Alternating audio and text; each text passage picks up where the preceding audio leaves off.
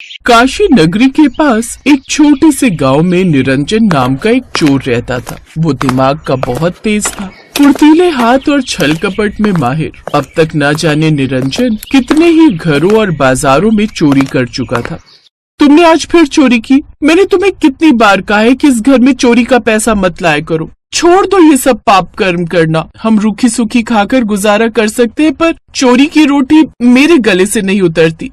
अरे तो चोरी नहीं करूंगा तो घर में 1 रुपया नहीं आएगा, और तू माँ बनने वाली है। कुछ समय में हमें पैसों की जरूरत होगी। कोई काम नहीं देता ईमानदारी से, कुछ नहीं होता बहुत काम करके देख लिया, इसीलिए चोरी का रास्ता अपनाया। कम से कम चोरी करके अच्छी जिंदगी तो जी रहे हैं।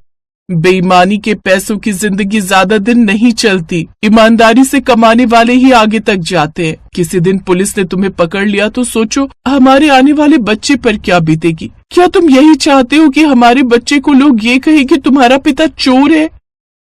अरे देख मधु, मेरा दिमाग मत खराब कर। वैसे भी अभी मैं एक बड़ी चोरी के लिए दिमाग लगा रहा हूँ, समझी? अब तुम ऐसा क्या करने वाले हो? निरंजन अपनी पत्नी को कुछ बताता इतनी देर में पुलिस की जीप का सायरन बज गया। देख मधु, अभी मुझे जाना होगा। मैं कल सुबह लौटूंगा। पुलिस का कोई भरोसा नहीं, क्या पता मेरे बारे में कुछ जान गई हो। अगर कल सुबह तक पुलिस ने नहीं पकड़ा तो मैं समझ जाऊंगा कि पुलिस को नहीं पता चला कि आज रात मैंने कहाँ चोरी की है। मैं तुझे सुबह मिलूंगा। अपना ख्याल रखना और रोटी खा लेना, और कोई मेरे बारे में पूछे तो कहना कि मैं काशी गया हुआ हूँ, समझी? निरंजन वहाँ से भाग गया। निरंजन की पत्नी बहुत ही धार्मिक स्वभाव की थी। वो भगवान भोलेनाथ की अनन्य भक्त थी। मधु हमेशा भगवान शिव से यही कहती कि निरंजन किसी भी तरह चोरी करने की आदत छोड़ दे, वो सही मार्ग पर आ जाए। मधु को विश्वास था कि एक न एक दिन भगवान शिव उसकी प्रार्थना जरूर सुनेंगे। अगले दिन निरंजन घर लौटा तो मधु ने उससे पिछली रात वाली बात पूछी। तुम ऐसा क्या करने वाले हो? मुझे साफ साफ बताओ। एक तो पहले ही मैं तुम्हें लेकर बहुत घबराती हूँ, कहीं किसी दिन तुम पुलिस के हाथ ना आ जाओ। मुझे हमेशा यही डर रहता है। अरे घबराती क्यों है? कुछ नहीं होगा। इस बार मैं बहुत बड़ा हाथ मारने वाला हूँ। रुक, मैं तुझे बताता हूँ कि कल सुबह क्या हुआ। निरंजन पिछले दिन की बात बताने लगता है।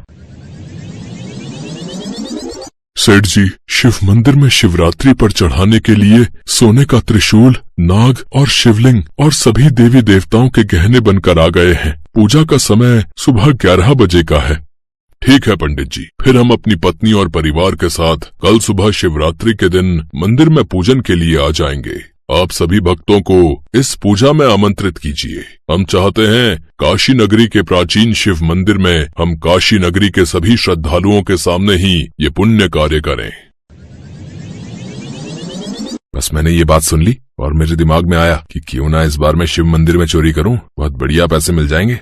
अगर मैं काशी नगरी के प्राचीन शिव मंदिर से गहने चुराकर और किसी दूसरे शहर में जाकर बेच दूं। ये आप क्या कह रहे हैं? ये घोर पाप है, मत कीजिए ऐसा। महाशिवरात्रि के पावन पर्व पर आप शिव मंदिर में चोरी करेंगे? नहीं नहीं, बिल्कुल नहीं। मैं आपको ऐसा नहीं करने दूंगी। मैं आपको जाने ही नहीं दूंगी।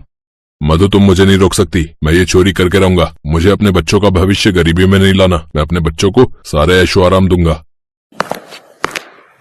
मत कीजिए ऐसा, रुक जाइए। सुनिए तो, आप कहाँ जा रहे हैं? रुकिए। निरंजन गुस्से में चला गया। रात घिरने वाली थी। मधु को निरंजन की चिंता हो रही थी। उसकी तबीयत ठीक नहीं थी, इस वजह से वो उसे ढूंढने भी नहीं जा सकती थी। आस पड़ोस में किसी से कह नहीं सकती थी। मधु फूट फूट कर भगवान शिव के सामने रोने लगी। हे शिव शंकर, हे भोले भंडारी, मेरी प्रार्थना सुनो। मेरे पति बहुत गलत करने जा रहे हैं। वो आपकी काशी नगरी के प्राचीन शिव मंदिर में गहनों की चोरी करने का विचार मन में ले आए हैं। उनकी बुद्धि फिर गई है। उन्हें सही राह दिखाओ प्रभु, मेरे पति को सही राह दिखाओ। मधु भगवान शिव के सामने बहुत रोई। अगले 2 दिन तक निरंजन का कुछ पता नहीं था। वो घर ही नहीं आया। निरंजन तो काशी नगरी में पहुंच चुका था और शिव मंदिर पर नजर रख रहा था। शिवरात्रि का दिन आया। सेठ जी सभी श्रद्धालुओं के साथ शिव मंदिर में पहुंचे। पंडित जी, पूजा प्रारंभ कीजिए। सभी श्रद्धालु आ गए हैं। ठीक है सेठ जी। बम बम भोले, जय शिव शंकर। श्रद्धालुओं की भीड़ के बीच निरंजन भी पहुंच गया। सभी भक्त भगवान शिव के नाम के जयकारे लगाते हैं। पंडित जी, सेठ जी सभी देवताओं को सोने के आभूषण और मुकुट पहनाते हैं। निरंजन सब कुछ होते हुए देख रहा था। सब मिलकर शिवरात्रि का पूजन करते हैं। शिवरात्रि के दिन देर रात तक मंदिर खुला रहा। निरंजन बस इसी ताक में था कि कब उसे मौका मिले और वो सोने के गहनों की चोरी करे। सबसे नजर छुपाकर निरंजन मंदिर की कोठरी में छुप गया और आधी रात होने का इंतजार करने लगा। पंडित जी ने मंदिर के द्वार बंद कर दिए। उसके बाद पूरा मंदिर शांत था। निरंजन मंदिर की कोठरी से बाहर आने लगा, तभी उसे सबके नाचने और खूब हंसने की आवाजें आने लगी। निरंजन घबरा गया। मंदिर तो बंद हो गया है, सब लोग जा चुके हैं, फिर ये नाचने और हंसने की आवाजें किसकी हैं? कहीं ऐसा तो नहीं कि मंदिर में कोई पार्टी चल रही है और मुझे इस बारे में पता ही नहीं? मैं तो फंस गया, मुझे तो ये लोग पकड़ लेंगे। निरंजन कोठरी में ही छुपा रहा। तभी उसे किसी की आवाज आई। कोई जोर जोर से उसका नाम पुकार रहा था। निरंजन, ओ निरंजन, अरे आओ, तुम भी आओ, हमारे साथ भांग पार्टी का मजा लो। है? मैं कहाँ फंस गया? ये लोग मेरा नाम कैसे जानते हैं? मुझे लगता है आज मैं जरूर पकड़ा जाऊंगा। हे भगवान, मैंने ये क्या कर दिया? लगता है मुझे इसी बात की सजा मिल रही है, क्योंकि मैं शिव मंदिर में चोरी कर रहा हूँ और वो भी शिवरात्रि के दिन। ये लोग मेरा नाम तक जानते हैं, मुझे तो जरूर पकड़ कर रहेंगे। निरंजन, अरे ओ निरंजन, अरे आओ भाई, कितनी देर लगा रहे हो? आओ तो हमारे साथ भांग का सेवन करो। अब तो मुझे बाहर जाना ही पड़ेगा, मेरे पास कोई और चारा नहीं है, जो होगा देखा जाएगा। निरंजन मंदिर की कोठरी से बाहर आता है। वो बहुत डरा हुआ था, पर जैसे ही वो मंदिर में पहुंचता है, उसकी आंखें चौंक जाती हैं। मंदिर में तो अलग ही नजारा था। शिव जी की भांग पार्टी चल रही थी। शिव जी अपने गणों के साथ भांग का सेवन कर रहे थे, झूम रहे थे, नाच रहे थे। आओ निरंजन, आज शिवरात्रि है, तुम भी हमारे साथ भांग का सेवन करके देखो। भक्तों ने भांग के लड्डू, भांग के पेड़े, भांग की बर्फी और देखो भांग की लस्सी भी तैयार की है। इतना सारा प्रसाद हम अकेले नहीं खाएंगे, तुम भी लो। प्रभु, आप?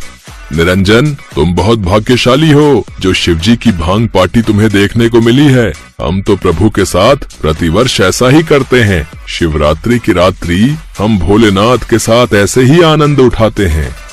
निरंजन, मैं जानता हूँ कि तुम यहाँ पर चोरी के इरादे से आए थे। पहले हमारे साथ भांग पार्टी का आनंद ले लो, उसके पश्चात तुम ये सारे आभूषण चुरा कर ले जाना। किसी को कुछ पता नहीं चलेगा, क्योंकि तुम्हें तो ऐसा लगता है ना कि भगवान को कुछ पता ही नहीं चलता, वो कुछ नहीं देखते।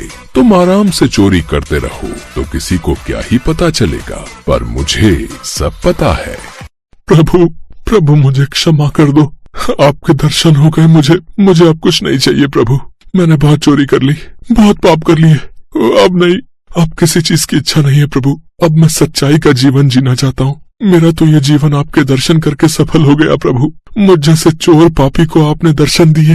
आपको आज शिवरात्रि के पावन उत्सव पर मैंने साक्षात देख लिया। मेरे से बड़ा भाग्यशाली तो कोई हो ही नहीं सकता। मैं आपकी सेवा करना चाहता हूँ भोलेनाथ, मुझे आपकी सेवा करनी है।